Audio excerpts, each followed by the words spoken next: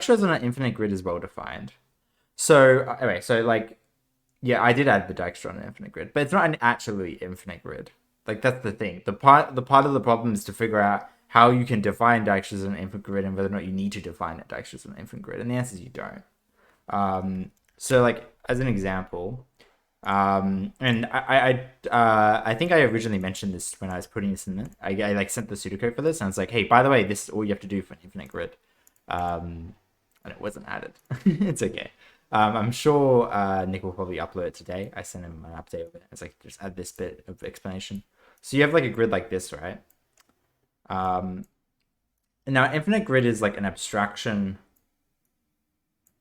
to a degree, but really in reality, an infinite grid isn't any different than just a size grid. And so all you have to think about is like what actually size do you care about? So for example, if your entity starts here, right, this is like the enemy, and my player is over here. What's the most optimal path that this entity can take? And the answer is straightforward, right? And even if you have like walls in the way, the worst case path will always be just one tile around the edge. Like this is the worst case path that you could have. So really, the boundaries of the map is defined by the entities themselves. So functionally, all you're doing is you're saying the height of the grid is defined as being the maximum of all the y positions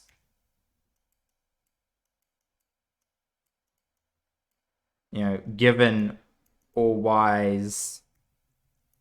I actually don't remember that symbol. It's not A, it's this way. Yeah, okay. But given all y's in all your entities minus the minimum position. Yeah. And the width is the exact same thing. And that would give you your height. And then you just add 1. And the add 1 case is just for the case where you have walls or like all around. And that lets you like escape the grid and walk around the edge. So it's not really like Dijkstra's on an infinite grid. It's just like basically you just have to like figure out how you can like bound the infinite grid to like a defined size. I guess it's a bit more algorithmic, but yeah, it's not too bad. Should hopefully be okay. Also, I don't necessarily think it really like matters too much because like we have these like maps of positions and stuff, so you can really just like loop through every entity and then just fill in like empty squares in between all the entities, so all these positions here, and that should just be fine. Like, you really don't have to like when you're finding cardinal neighbors, you just have to like go, hey, find neighbors of every entity, then just keep searching as like a breadth first search until you've kind of reached your edges, I guess. Yeah, so swamp tiles are fine. That's just Dijkstra's. That's literally just this function here. Anyway, yeah, so that should hopefully be okay. This stuff is, I think, straightforward. Time travel is funky, and I probably would recommend not doing it, by the way. It's probably the hardest out of all of them. It is the most interesting, so if you're looking for an interesting one, it's probably that. If your design is good, it's probably the easiest one, but if your design's a bit funky, it won't be easy.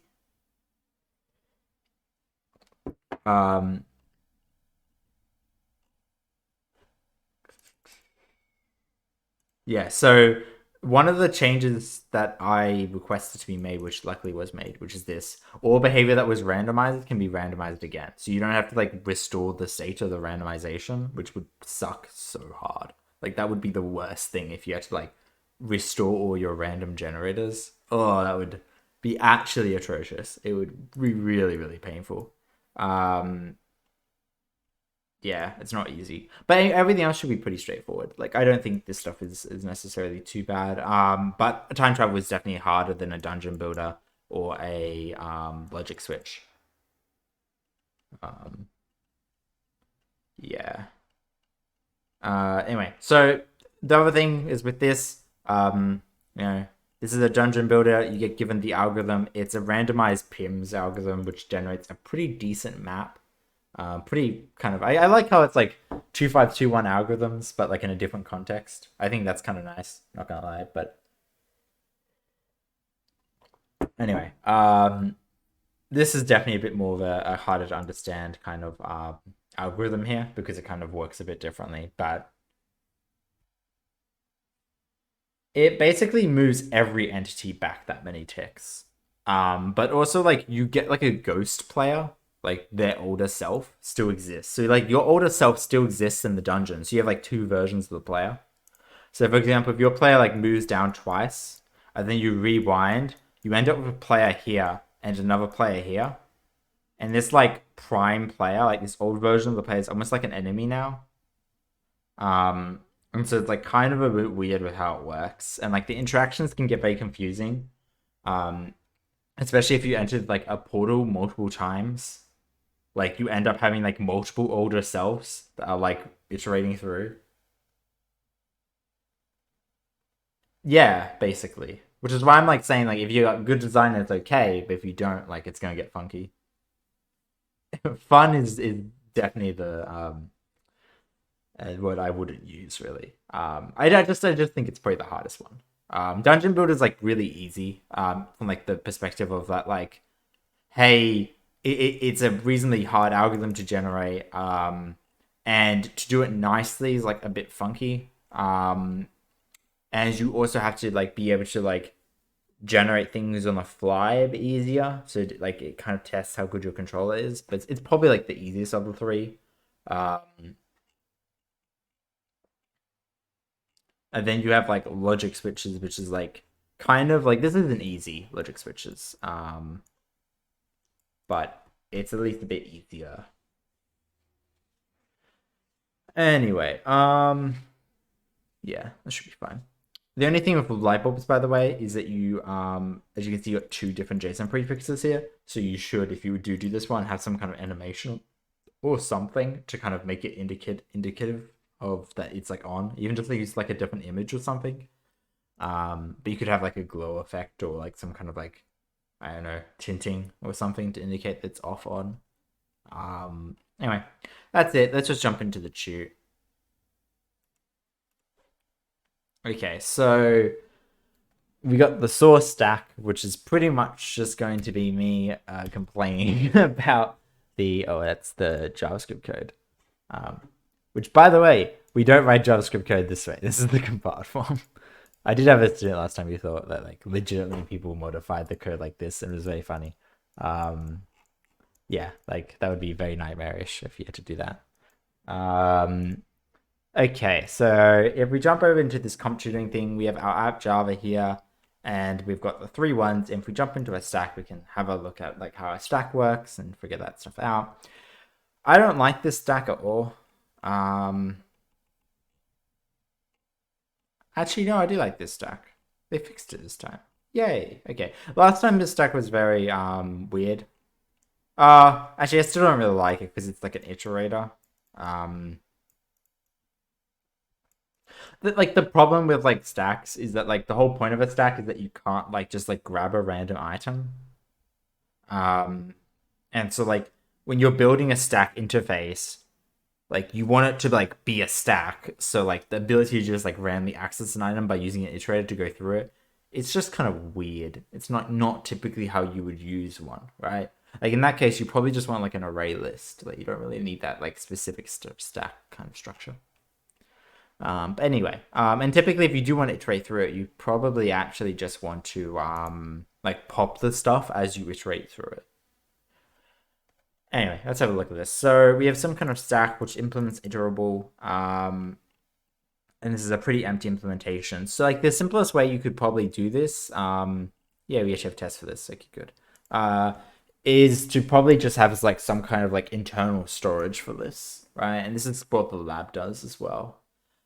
So the internal storage here can be pretty easy. So you can just have like a private list is probably fine. I mean, these imports kind of act as like cheats here. Anyway, you can have a private list, and this list would just be like your internal storage, which I'm just gonna call like internal. I got like X's maybe. That's like a terrible name for something. Yeah, it's not called X's. It's called like internal list, I guess. Internal items. Oh, items is fine.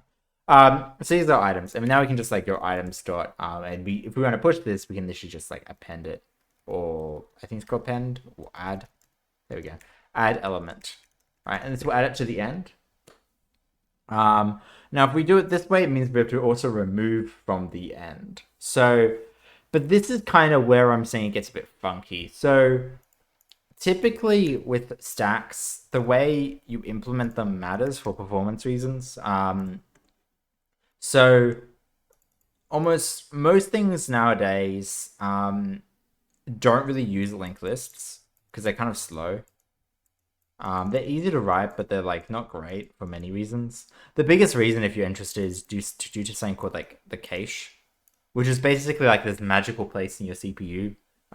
Which it really isn't magical. It's just like RAM that sits on directly on the CPU. It's like right next to the core. And what it does is it stores like recently accessed memory. So it means it's like much quicker to access it. And so you want to most things to hit the cache, or what we call cache hits. And if it doesn't hit the cache, it's called cache miss. And you really don't want your CPU to miss. Like it's pretty bad. For like I say it's pretty bad, but like as most things with this kind of level of performance, is it won't matter in most cases. So like unless you're writing like very highly optimal code, this stuff doesn't matter. Most likely you've got something else in your code base that is going to slow it down higher than the gains you get by keeping to the cache. Like it will help a little bit. Exactly. So like if you're writing code in Java, worrying about the cache is kind of like the wrong thing to worry about.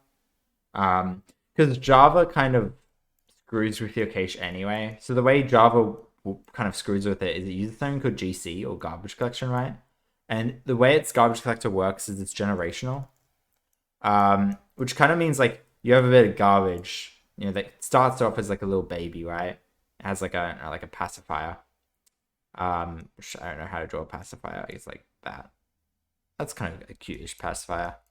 So you have like a pacifier, and then as it goes on, right, the baby grows up, it goes off to college, and it gets its own tassel, and it enters like higher generations. And as this kind of bit of garbage or trash or whatever like grows up, it enters like further generations in the code, and the longer it is there, the less the garbage collector will check that bit of code to see whether or not it's expired. So what that means is, as a baby, it checks like the baby cache very often, because it goes, oh, this garbage is very new, so it's likely to not be needed anymore, right? So generational garbage collectors basically make the presumption that the older data lives, the less likely it's going to no longer be needed. So, for example, if you have a bit of data that has been used for the last 8 seconds, it's probably going to be used for a very long bit of time. So it's going to be pushed further and further and further along the generations, which means it's going to be less oftenly checked for. And as like an example, I can show you an example, but like it's kind of hard to show an example without. Wait, I've got an idea. Let me do this. Turn that off. Yes, we won't share, and I will show you an example of some garbage collection in like a somewhat production environment, so you can see what I'm saying. It will make it a bit clearer what I'm saying. But basically, as it goes on, what happens is it kind of moves into future buckets or future containers, and it becomes less and less and less and less and less likely to be recycled. Okay, and which means they will live longer and all that kind of stuff. There we go. We can grab this regression testing system. Then we can grab metrics. I can grab some Gen 0 garbage sections. Yeah, awesome. So I can share this again. Okay, so there we go, and the other screen will be back on too. So here's the generation. So you can see if I do this, and let me just do last 7 days, there should be some stuff seen from the last 7 days. Okay, apparently not, last 30 days. Or hopefully we actually have data for this. Maybe like, I don't know, from the 1st of August to the last month. Oh, sad, we actually do not have data. Really, I thought we would. Let's go back a bit more. Huh.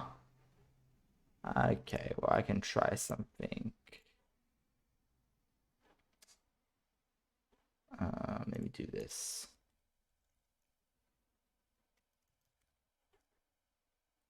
Let's just grab like an auth server. That should be fine.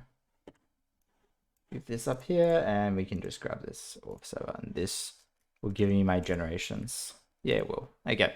So, yay. You can see there's a lot of generations. This is how many garbage collections you run. So this will go and clean up memory. So basically, how garbage collectors work is that in C++, so C++ or C, whatever language you want to choose, they use manual memory allocations. So you manually create things and you manually free things. That's how they work.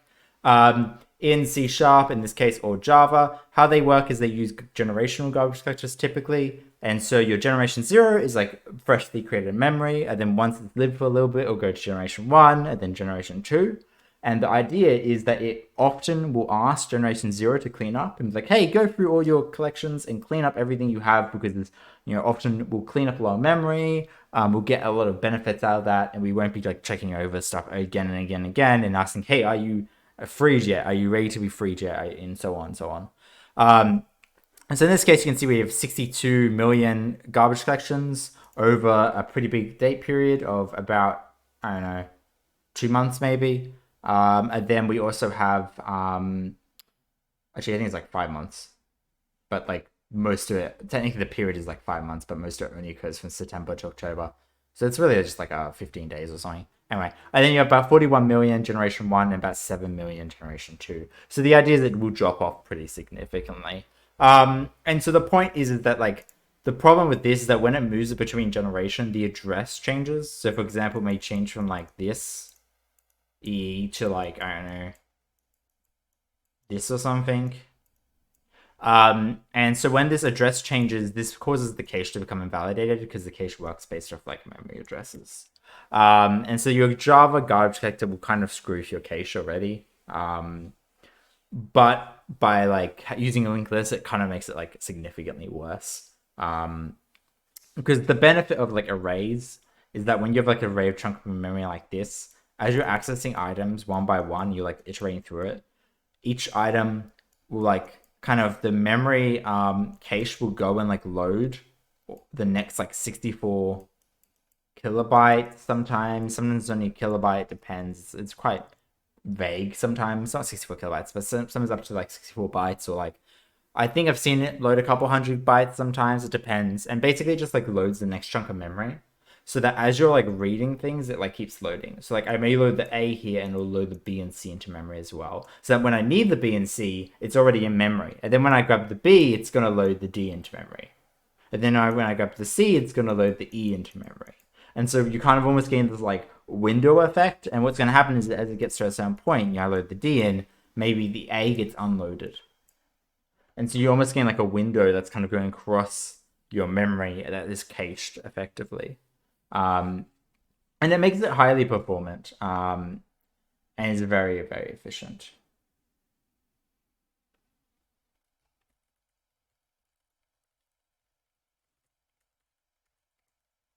And yeah, so that's kind of the general gist of that stuff. So what that means is that when we're talking about like iterables and stuff like this for lists, using like a linked list here isn't great. It's much better to use array list because you kind of want the items to be close together.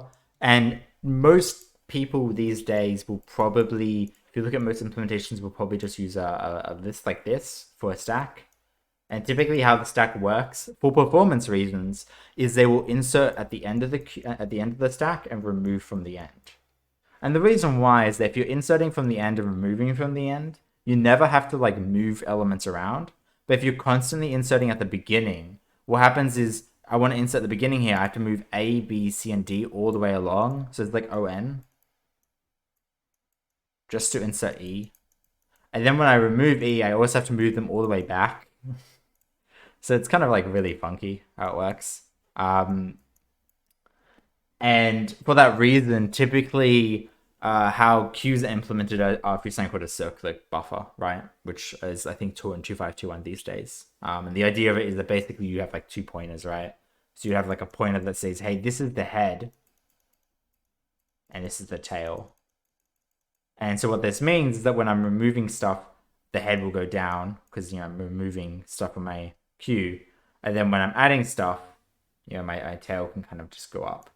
Technically, in this case, I guess the tail would be like the B or the C, but it depends how you're structuring it. Like this could just be like bad memory.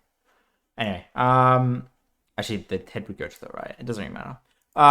So that's basically it. Now for the sake of things here, let's just kind of keep it consistent, but we may have to like change how this works from memory. That's typically how it works. So then you'll do return dot there's no pop move, and I guess it'll just be like items dot size -1, right? Now peak is just going to be items dot at items dot size -1. Now if you want to return an iterator, then we can just return. Yeah, so this is where it gets funky. Is it not called at? Or called get? Okay, sure. Yeah, so the reason why this gets funky here is because this iterator, we would like to just like use the iterator provided by the array list, but the iterator provided by the array list won't go backwards.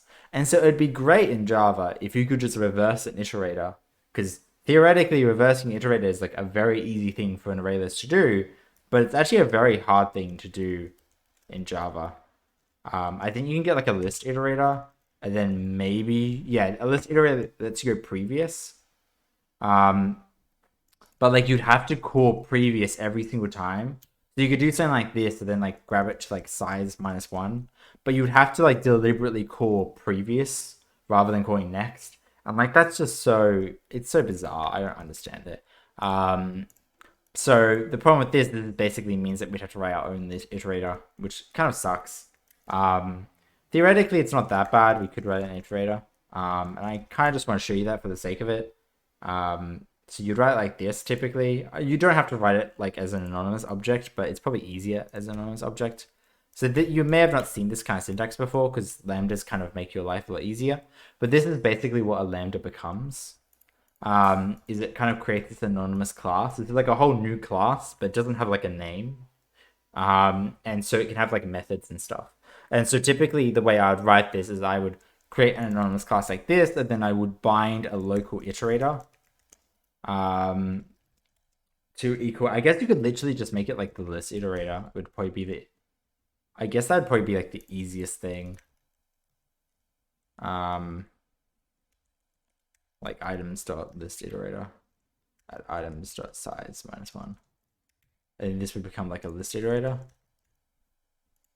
And then you could literally just say, okay, has next, return local dot has previous, and then return local dot previous. Right? And so this would be like a nice way to like kind of like, it's not nice, but like a way to kind of abstract around the concept of having an iterator that goes previous, but like previous is the only direction, right? And so this would kind of go backwards because you're always pushing stuff onto the end. Yeah, I hate it though. It just doesn't make sense. Anyway, it's fine. It's just so bizarre to me. Iterators are kind of like Java's mistake, I guess, how they did iterators. So the problem with like iterators, I guess, is like a slight offset point / variant, is that the idea of iterators is pretty simple. You just want some kind of ability to like loop through an object. And like loops are typically pretty generalizable. And so the idea is you kind of want to generalize on what looping through an object is. And typically they work via like has next loop. So for example, your code would look something like, while we have an item loop, right? item equals next, and then you'd call some sort of function within this point here, right? Or you'd like run the code inside the for loop here, and that kind of loops forever. And so like that's reasonable, but the problem with how Java treats iterators is it treats them as two things that is kind of funky. One of them is they're not concurrently safe, which is really weird. And so what that means is that like iterators typically have some kind of iterators are kind of like immutable in some weird way. Like they have that remove method, right? Like dot remove, so you can like remove the item from the iterator. That's like pretty like messy. And the reason this exists is because you can't change a collection while you're iterating through it. So if you have like a collection, for example, like a list, and you're looping through that list, right? You can't go and modify the list while this loop is occurring. And like that makes sense. Like that's sure, that's fine. But the problem with adding like an explicit remove element is that not every collection supports removal. So if I just give you a random list, you can call that method, and that method could throw an exception. So you're not saving yourself from the exception, right? You're just making it so that some of the code won't throw an exception until someone decides to use a read-only list because they, go, oh, you shouldn't be modifying this list from this function, and suddenly it just breaks the code at runtime and not at compile time. So that rather than making like remove as like an interface that iterators can have, they've just like chucked it in there, and it's just like straight like bad design. This is like one of the things that we tell you, right? Is we say, hey, when you want good design, you want to have it so that you don't have like OSP violations, right? But one of the a big important part of that is that subclasses should really override all the methods that they should override, and they should implement all the methods of the parent. Like you shouldn't have a case where like there's a method that isn't implemented in every child subclass. We talk about it like in terms of like I don't remember the example, but you could have like I don't know like a shape class, right? But like only rectangles maybe implement the function color. Like no other shape can be colored. Every other shape always has the same color, or doesn't have a color, or all other shapes, I don't know, throw an exception instead of like getting a car.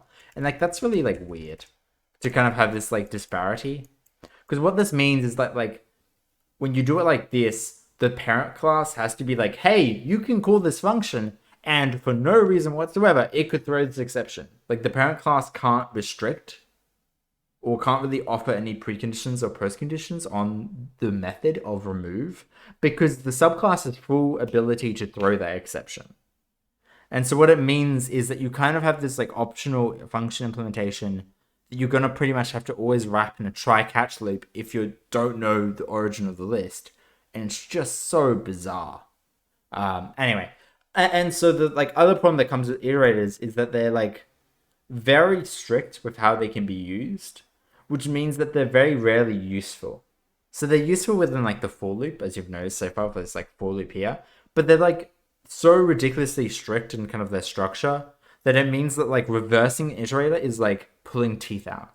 It's like really hard, and it really shouldn't be. Like really there should just be a dot reverse function on it that is like, I mean, I guess it'd be really slow theoretically, but like the idea is that like at least you'll be able to reverse anything. Now the better way to do iterators is via something like streams, and the way it works is through something called parameterization. I don't know. Something like this. Yeah, there we go. And the idea of how this works is that you basically say, hey, I'm going to define this like blanket implementation, or this blanket interface, right? For my, magical stream, or for my enumerable class, which is what C# calls it, and C# does this actually really correctly, or your, iterator. And this interface is just going to define the operations that every interface can do. And then I'm going to define a bunch of extensions that sit on top of that allow me to do these like really common and nice operations such as, for example, reversing, such as concatenating, such as all this stuff. And then I'm going to allow classes to parameterize and say, hey, in the case that we know the origin of these classes, we can optimize these functions. And so what I mean by that is, for example, you would have a function like reverse, which would reverse an iterator, right? And you would be able to call this on any iterator class whatsoever. And in most iterators, it would be pretty slow, and it would have to like basically load the entire iterator into some kind of list, and then basically grab a reverse iterator off the list, effectively, right? But the idea is that because you kind of have this prioritization, you can say, hey, this IEnumerable is actually pointing to an array list. So thus, because it's actually pointing to an array list, the array list would have like a special override of that iterator that says, hey, you want to reverse this? Sure. I'm going to have my own special reverse code, because to reverse me is very easy, because I'm just an array list iterator, so I'm basically just an index. And this means reversing my iterator is simply just moving my iterator backwards rather than forwards. Right? And so what that means is that, well, I guess it's not really that. It's like moving it to the end, then backwards. But, who cares? And so in this case, it would literally just be like, I guess array list would have like some class. I don't know.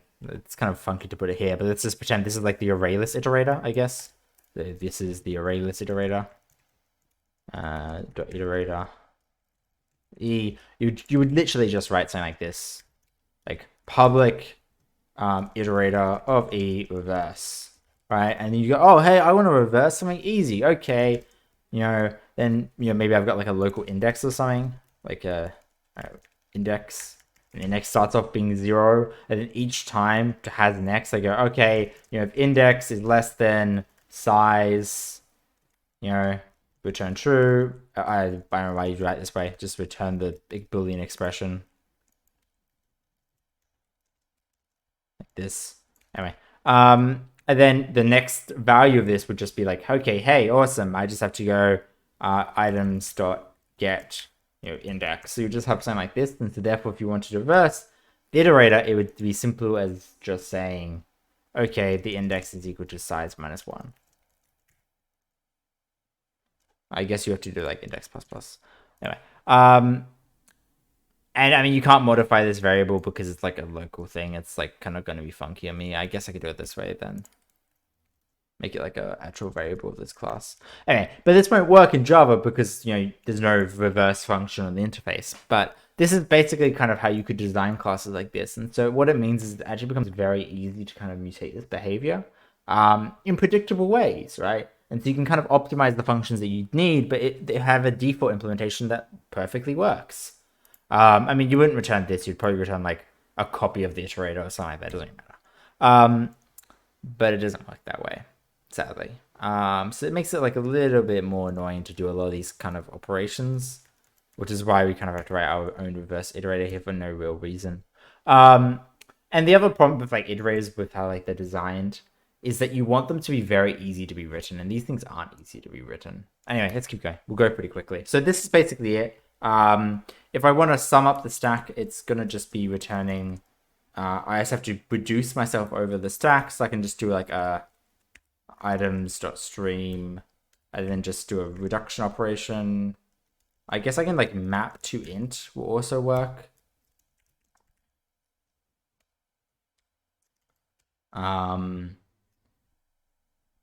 Are you not gonna? I don't know. Let's just see if that works. And then sum.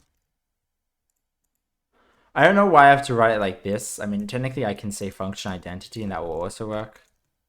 I think it's that.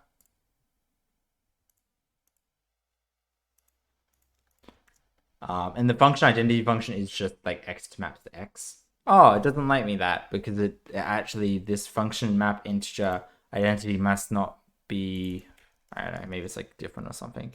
Oh, I've actually got caught maybe. That makes some sense maybe. I don't know. It's probably like a static function, I guess. Is it static? Okay. I still don't think it's liking me. How did this identity function work? Wait, what the hell is this? Ugh. Anyway, I'm not gonna write it, but like I guess you could write it like this. It's just not able to find it. But even this isn't liking it because of this, so I'm going to like you'd really have to like write like this. And the thing about Java is you can't do wildcards here. Like it would be impossible to write this function so that it would actually work. Because I can't just say integer here because the actual type of this is like question mark extends integer. I can't use wildcards here. And so the only way I can make this work is by like stating that this has to be like an extra type like R. And this would be like R here. And R would have to like extends integer. And then I could put like R here.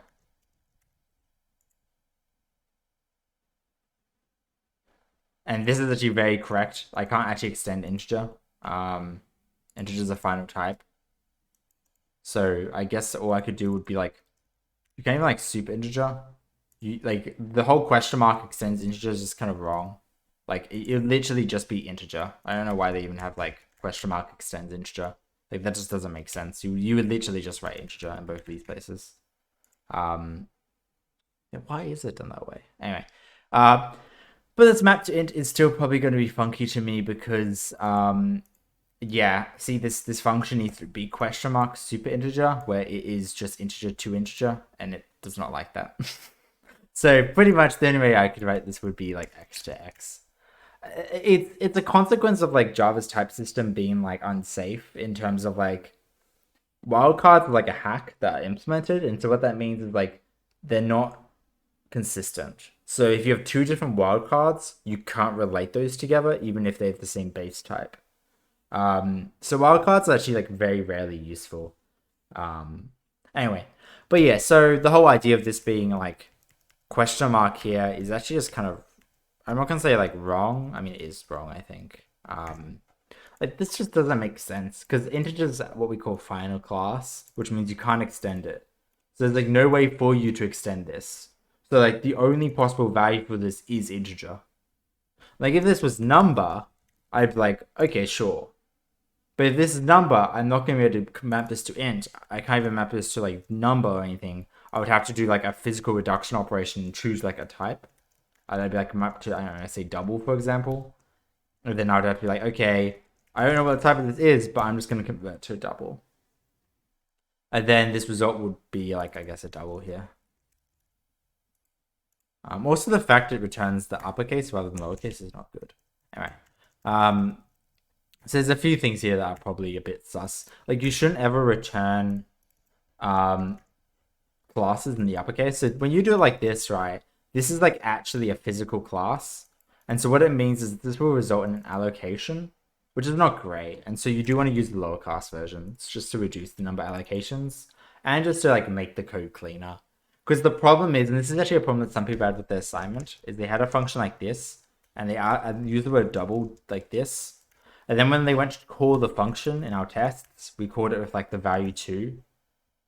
And this will actually fail because 2 is an int, not a double. But 2.0 will work. If this was an integer, this would work. But the problem is because they use the uppercase variant. If they use the lowercase variant, it's fine. I don't know why that works or how that works or who thought that was a good idea. Again, you know, it's freaking Java, but who knows? Anyway, so we're going to convert this back to an array list. I'm just going to grab a stream of it and then collect it back into an array list. I am going to take a copy of it because I don't want people mutating this. Okay, sure.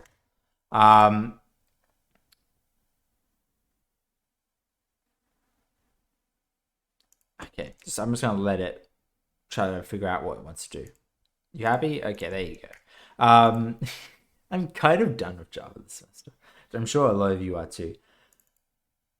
Why is it? No, it's coming to our list. I'm not going to make it return an array list. I guess you could force this to be an array list, but you'd have to like explicitly force that. How do you do that? You have to like specify as like an argument to the list function, I'm pretty sure. Anyway, it's fine. But I'm pretty sure you have to like, or do like some kind of weird reduction or something to make it, to force it to do that. It doesn't really matter.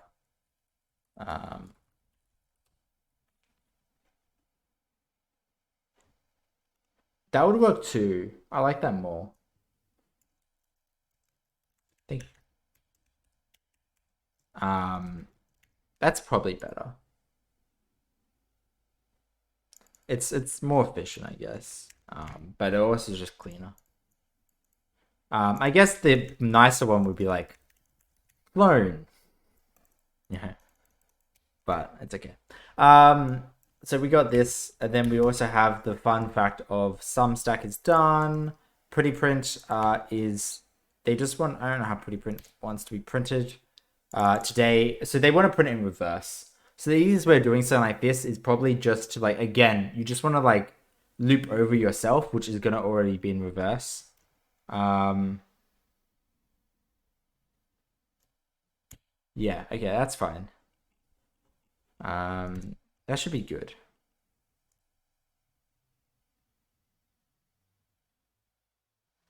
So we could just probably like go like the funny thing about this is that we don't want to print a space for the last item. I guess we could just use like a join. It's probably like this system, the simplest way of doing it. Jeez Louise. So you could like print line and then you do like this plus, you know, this.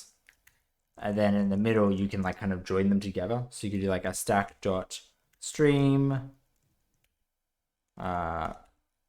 items dot stream dot join. Kind of join this easily. I think it's like collect, and then there's like a joining collector. Is what I want. Yay! And the delimiter is space. That should be fine. I will have to stream each one to probably. Oh, it actually wants like a string. I think it's one string for my character. Oh,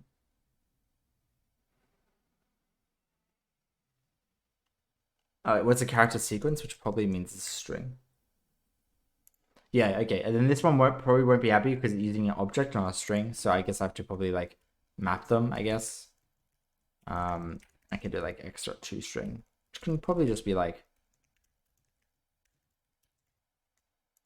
Yeah, okay.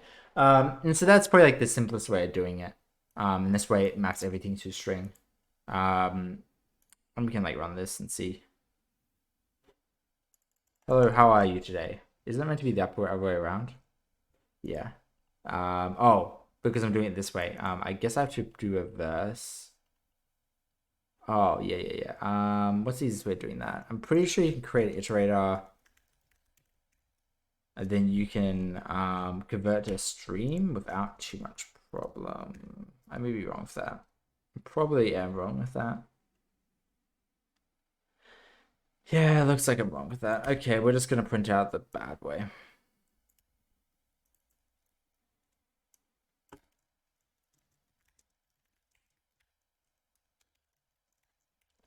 The fun and joys of doing this way. I'm sure there's another way of doing this, but it's okay. I guess this, and this would be like yet equals stack dot iterator, and then we can just be like for. I don't even know for. You just have to use a while loop while it has next. Result is plus or equal to if it dot has next. Then we can also add a spacebar, a space. And then I can just do a system out frontline result. So that way it's fine. It's too hard to reverse an iterator. I think there's like, I think you can use a collector to reverse an iterator. It's like an easy way of doing it somewhat. You are hello today. It's giving the next one. Why? Probably because has next actually moves the iterator. I bet you. And so by moving the iterator, it's skipping the class maybe. Let's see. Or the iterator already skips one. Oh, this probably should start up items.sides because I bet you the previous one moves the item back one. So what's gonna happen is like this like points to like past the end. And so when you go items previous, you're like going back one. Is probably it. Yeah, look, that works. So what's gonna happen here is like when you're setting up your iterator, right, you have like items like this. And it was currently pointing to this. And so when you say previous, it like moves the iterator back one and then returns this value, rather than what I thought it would do, which is return this value, then move back one. You know, I guess that kind of makes sense the way it works. Doesn't really matter. So that's basically it. My slight, complaints about this stuff aside. This one is quite simple, so I'm going to come back to it. I'm going to focus on file system viewing. Now, the way we're going to do this stuff is I'm gonna go over time by about 15 minutes max, and then we're gonna jump into marking.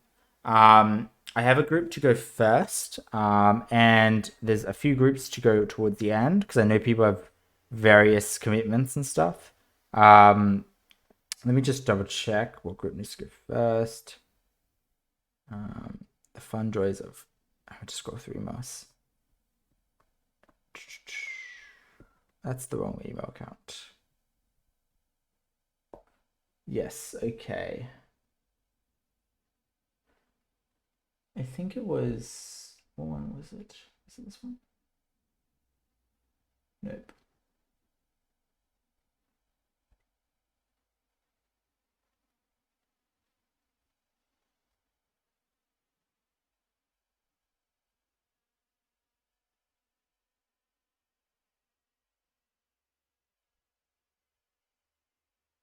I thought it was maybe avocado.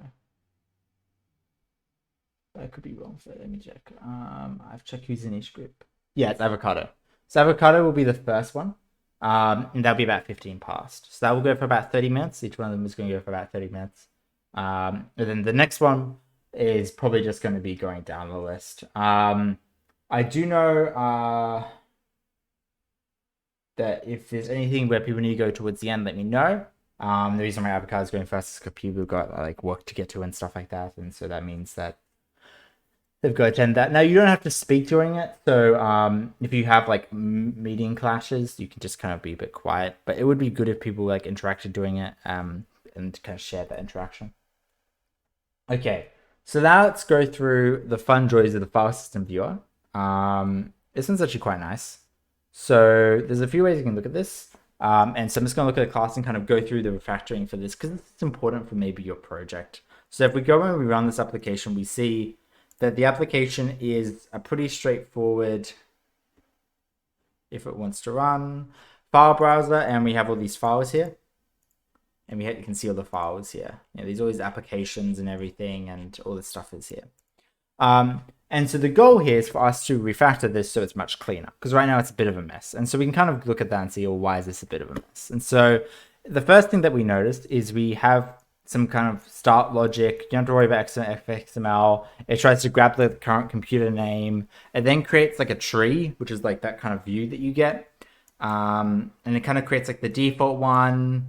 Java generics are kind of terrible, so we can't do certain operations. As usual. And then we kind of create a scene from that and we set the root to this. So what that means is we kind of create like the structure here, but it doesn't like evaluate it. The logic lies within this class. So if I follow this class, you can see in here, this is where it kind of does all that logic to get all the children. So what it means is like every time you expand it, it checks whether or not it changes basically the image if it's expanded, and then it checks and goes, hey, have I already loaded my children? If it has, it won't load them again, just for performance reasons. Otherwise, it goes through and loops through the entire list and loads all the children. As you can see here, it loads every child. And if it's a directory, it loads as a directory. Otherwise, it's simply going to just skip it because it itself is a directory, right? And so it's going to loop through all of its children here and add nodes for each of its children, right? So, and those will then check whether or not they themselves are directories, like here, for example, right? So it's reasonably straightforward with how it works. And we can clean up this code a lot. And collapsing is just changing the image as well. And we can see here that we have this concept of a directory and this concept of a file and that we want to fill out. So basically, we're going to move all this logic from here into those classes. And the aim is for this code to get shorter and cleaner. So it's currently about 100 lines and we'll see how it goes. And so the first thing is to basically create this file class. And so what we're going to do is we're going to say, okay, hey, we want a file class and we want some kind of storage within this class. So the first thing is a file class needs some kind of path, right? So we're going to grab the path that currently exists within this class here, and we're going to basically move it to here. So the class is kind of responsible for its own path. But then going to create a constructor for that. And then we're going to basically have a bunch of other options here as well. So for example, we're going to have the ability to get an icon. And I will add an is expanded in a second, but for now that's okay. And this will just have like a text X generic PNG is what my notes are saying. And that comes from here, right? So this image no longer needs to exist. So we can move that image. And you see me, I'll often break code when I'm refactoring it. It's actually good. Like literally grab the code that you don't want and remove it. Like, you know, break code, that's always good. And then we want to try to fix the code. Then once it compiles, hopefully it all works. And so to get the file size for this thing, it's pretty straightforward. And so to get the file size here, all we have to do, okay.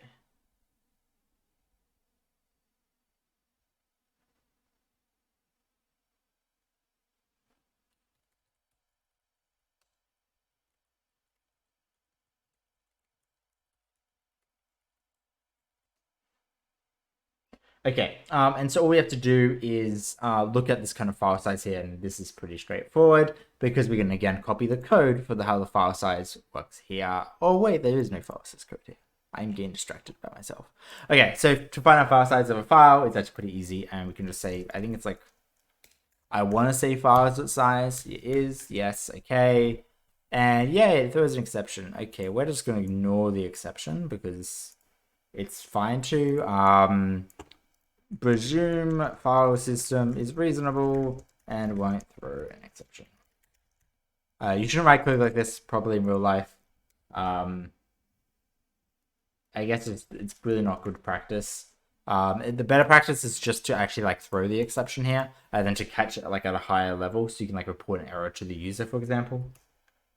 And that should be fine from that level. Okay, and so the next thing that we want to do is we basically want to do the same thing, but there's one other thing I probably think would be good, and it would be to get the name of the image. They get the name of the file, and that's, I think, I want to say we can just do like get file name. Look at that, awesome. Wait, is file name really a path? That is bizarre. Okay, toString. And so that will get the file name of the object. And then guess what directory is going to have the exact same logic. So what you're seeing here is you're going to see a bit of duplication between two. But the aim is to, once you finish the duplication, you then kind of generalize it, right? But it's okay to like duplicate code early on. I probably wouldn't do this step. This step's probably a bit explicit actually, but like it's okay. Like you can duplicate this code if you really want. At the beginning, then clean it up. It's probably just a bit too kind of explicit here. File size here is probably not exactly what I want. Like what I would probably do is just like actually have like a private list of like inner nodes. I don't actually know what I'm gonna put here, so I can just write like this. It's like the one kind of nice thing about the question mark here is if you don't know what to do, you just like chuck a question mark and you're like, oh, I don't know what this is gonna be yet. I'll replace it later. And so this is, I guess, just going to be the sum of all my children. Yeah.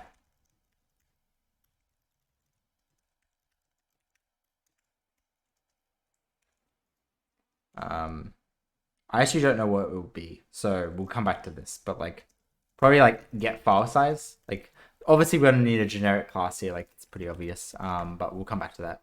And technically, this is probably just going to be like, something. Get file size. Anyway, I guess I can write it like this. So then the next thing is to basically kind of try to generalize that a little bit more. And what we're going to do is we're going to first clean up the file path tree item for that reason. So this whole idea of like get full path goes away, full path goes away, you know, is directory goes away, is directory goes away, is leaf is okay, but like we'll come back to this.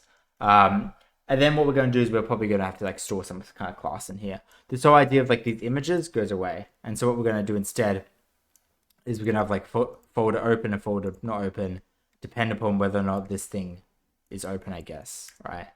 But like we're probably going to need like an argument here, which we might as well add now, to say whether or not the item's expanded.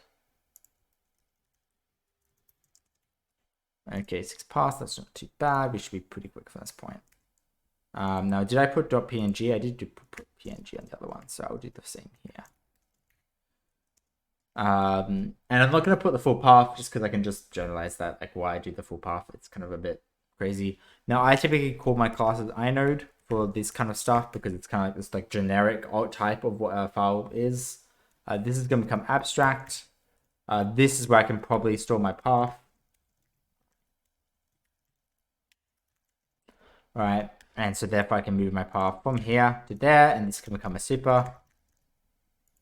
And this can become extends path inode, which guess what? This can probably also have the same logic inside of there. This needs a constructor. That's not what I meant. Give me a constructor. Jeez Louise.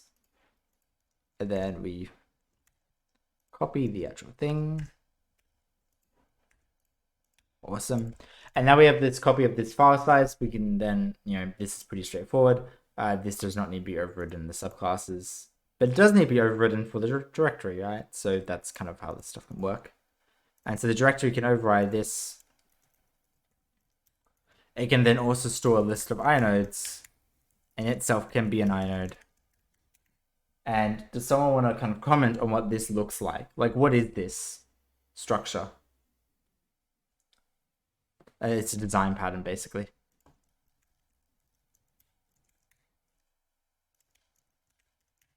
And so what you have is you kind of have this design pattern here of kind of how this directory system is structured. I mean, I can kind of draw out. And so, for example, you'd have like directories, and then within directories, there's either files or itself. Yeah, composite. And you may even have symlinks as well, right?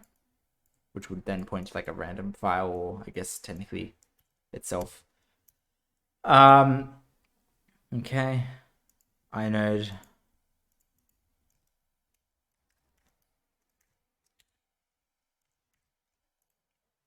Wait, why do you like the word inode?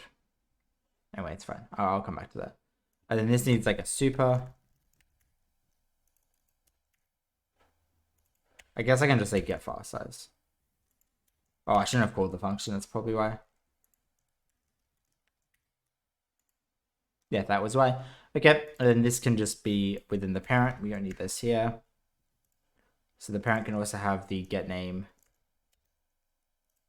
And it can say, hey, you also have to define, a function for the expanded.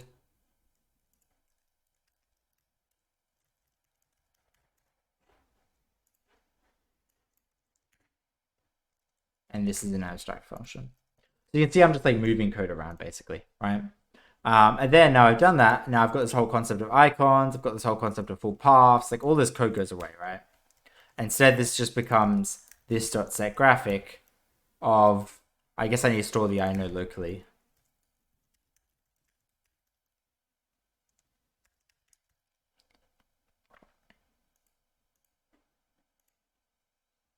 And honestly, I would even make this taken an inode rather than taking a path. Like I'd probably go a bit crazy on that.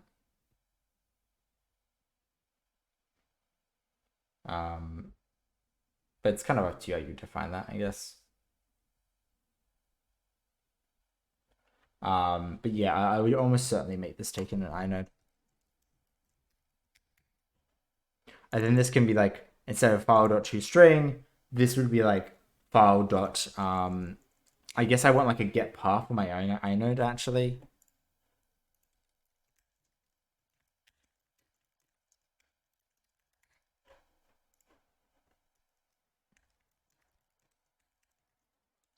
Right. Though, is there a superconstructor for just path? Then maybe. There is not. Okay, so that's an easy way of doing it, and so that will get me the path, the string name. But maybe I just want like the file name, to be honest. I don't know. We'll see. And so the graphic is pretty easy. And so when I set the graphic, all I have to do is create a new image view of my inode, which is just going to derive itself from image of like a class loader. And this is just copying the code that's up here, basically, right?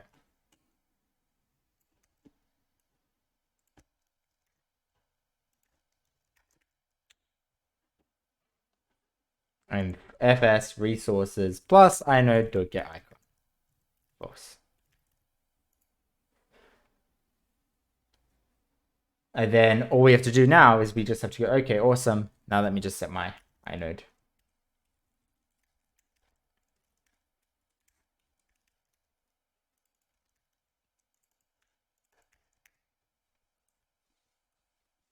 And then all we have to do here for like is a directory could just be inode instance of directory. So you can see how like the code's already getting quite a bit cleaner, where we're able to remove all these set graphics. This whole logic here of the whole separator thing can go away. Like that doesn't have to exist. That could go in the subclass if I really wanted it, but in this case, I don't think it's needed. And then when we're expanding, all we have to do is we just have to tell the class, hey, expand or don't expand, basically. And so in cases like this, we've expanded the item, right? So all we have to do is say, okay, get the graphic, and then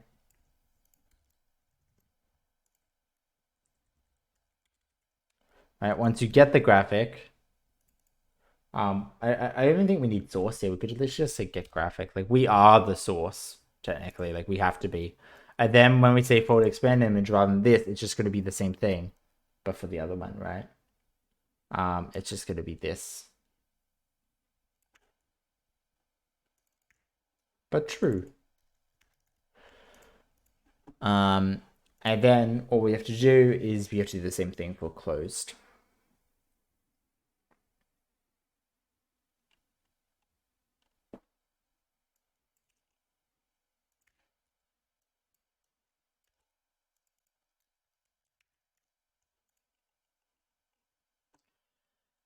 And then I guess we could do it something special, and I'll talk about how we can do observer pattern in a second. For the kind of the other thing about this is like adding like a file size to each one, but that's actually really easy as well. But let's not worry about that. So then we're just going to do this, and we don't have to have any of this other code in here. Now we probably will want to do something in a second to handle like the case of adding children, but we don't have to do that yet, right?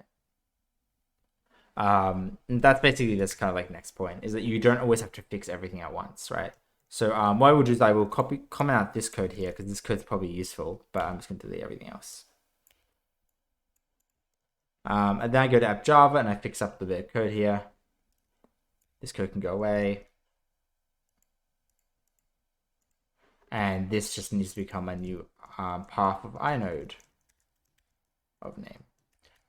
Now what inode we create is actually going to depend on the name itself, I guess. So we have to say like name.is file, I guess.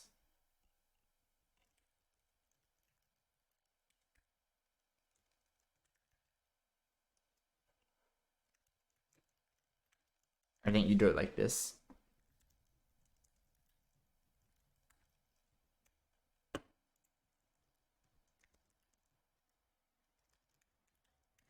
And so then this will split it up between the two. I presume there's an is directory function here once I actually load everything in. Holy cow. Why is this so slow? Ugh. Kills me how slow this is to like quick fix things.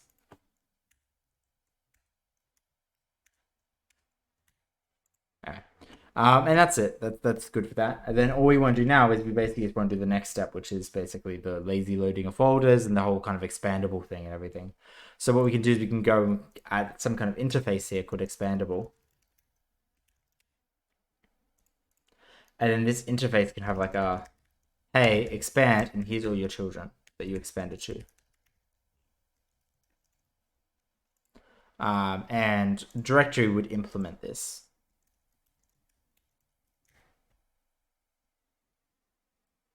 And I will finish up pretty much here. So, but it should be pretty quick for me to finish this up. And I can add my expandable here, and all I have to do is basically just, I mean, it's pretty much just, geez, those, pretty much just like copy and pasting the code that we had before. So if inner nodes dot size is equal to 0, then do that code, and we can just say return inner nodes, I guess. Though we probably will just return the nodes that we add. In which case here we could probably just say like inode as list to return like an empty list of inodes. It's probably just the simplest way of doing that. This way that we have like I know you can do like new array list as well, I guess. Both are fine. Anyway, let's just try that. And this just gets moved.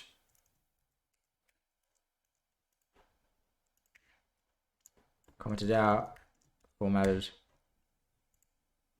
Okay, apparently not, because it's not compiling. We already have a path, so therefore we can just read from our own path. Get path.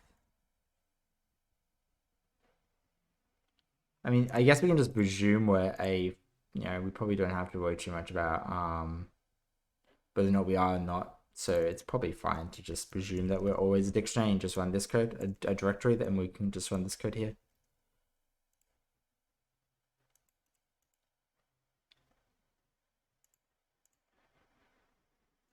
Oh, sorry, that should just be inode. And we can copy the logic from app Java. Like this could be a factory pattern, by the way. This kind of logic here about the creation, but like it's too little code to be honest.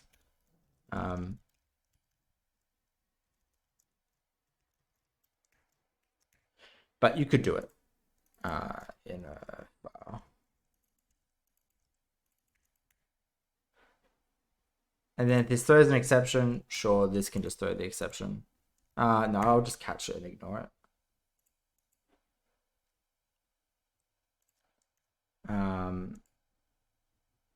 Why would it do it that way?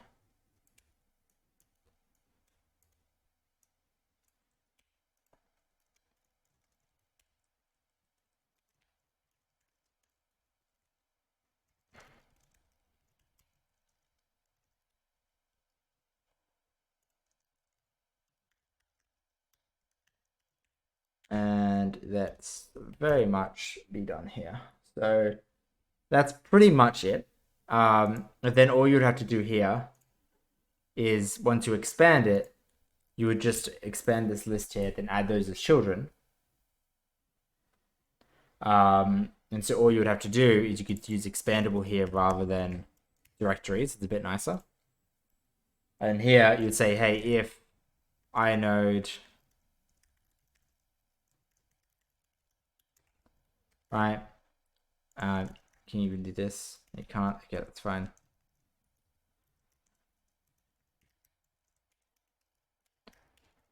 And then you would just say get children to add. And then I guess I would probably write like this. In e.expand.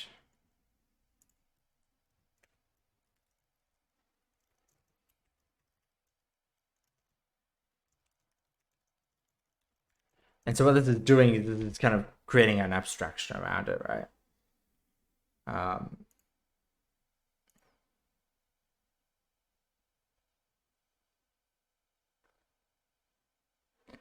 Wait, what?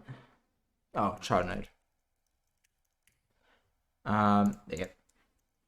And that's basically it. And this would work quite well. So I could show this off just quickly. I am cautious of time, so I will probably stop around here.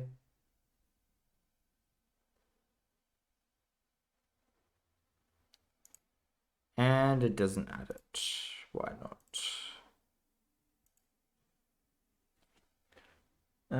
Get children to add instance of expandable. Looks okay. You are an expandable, and you actually expand. Grab this, grab path for each in directory. Inner nodes to add. Oh, I don't return inner nodes. Oops.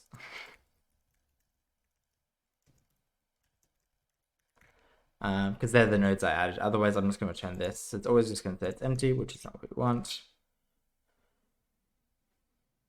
And that should be fine, hopefully. Yay, look at that. And it seems like I have applications. Yeah, I do. Bin, UX, cpan, build strings, HTML tree, whatever all that stuff is. And so that's it. So like now I actually have this ability to do this stuff. And just as kind of like a final thing here, it's pretty easy to do file sizes now, which is the other thing. And it takes like 10 seconds to do that. So all you need is you just need some way to find out the file size, which we've already been doing, right? And so if we want to add this file size logic, all we have to do is just go here and say, okay, this dot set value to be the inode.get file size. And then every time we expand, that's going to adjust and change all the values, right?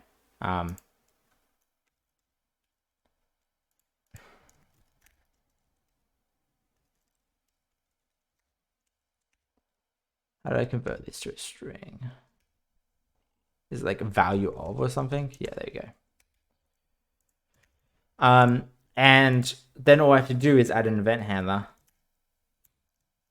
I'm just going to copy and paste this. And this event handler would be the child modified event. And then every time a child is modified, all I have to do is I just have to modify myself to be equal to the same thing. And this would just be string.value. Now, in reality, I probably actually want to format it a bit better. And so I may want to say like my name as well as my file size and stuff like that. So I could just really quickly write that. So string, it gets to be like %s, %f, kilobytes, I guess is the easiest way of doing it. And this is instead of get value, this would be inode.get name, and the other one would be inode.get file size. I don't know, maybe I want to get like kilobytes or something, which is what I'm doing here. So I guess there'll be this, and then I can just copy paste this here.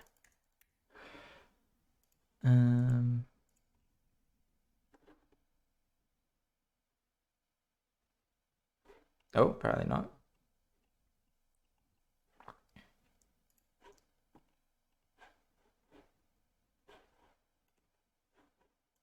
Okay, apparently for some reason, sometimes the name can be null, I guess. Sure, wild. Okay, so in the case where that's true, I guess I'm just going to return.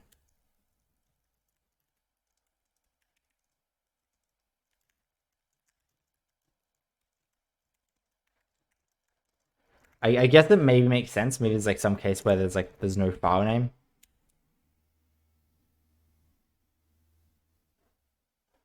Okay, still. Time-wise, I'm gonna stop if this is not easy to fix. Invocation target exception. That should be fine. I just fixed it.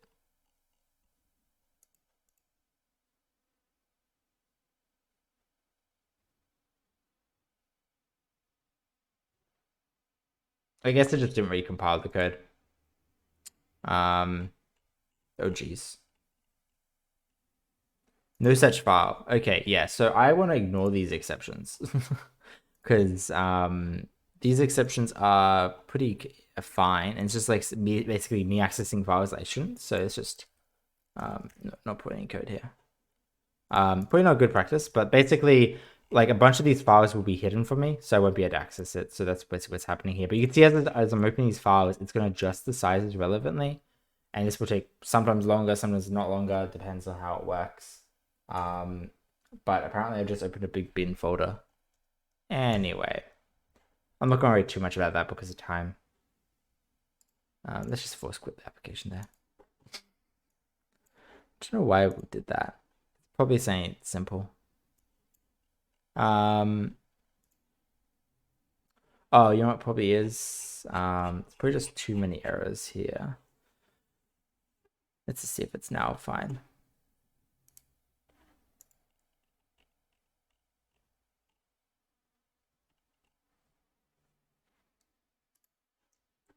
Oh, yeah, no, return 0. Presume file system is reasonable. Okay, we're presuming it won't throw an exception, so we're presuming it won't throw an exception, I guess.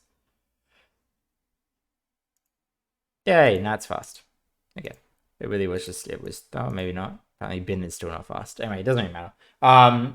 And so basically, this is the kind of just this sort of stuff. I presumably it's just like, maybe there's like some symlink I'm following as well. Like that could be entirely true as well. Which could be why I was like checking before with the attributes here. I don't exactly remember the reasoning behind that. It's okay though. So that's it. I think we're gonna end this thing here. Now, in terms of this is a very trivial exercise. It pretty much is just adding a lock. And so you can see here, whenever we're accessing this, the problem is that like we're gonna withdraw stuff from the account. But this withdrawal isn't thread safe. So what could happen is that this could be operated in different examples. And so for example, you have like thread 1, I'm gonna give like a 4-minute explanation of this. Thread 1, thread 2. So you have 2 different threads operating on the same object at once. So thread 1 has like read the value for the balance. And maybe thread 2 has also read the value for the balance. So they both read 0. And then thread 1 writes balance equals 1. Which guess what? This one also does, because they both happen. They both happen at the same time. So your final value is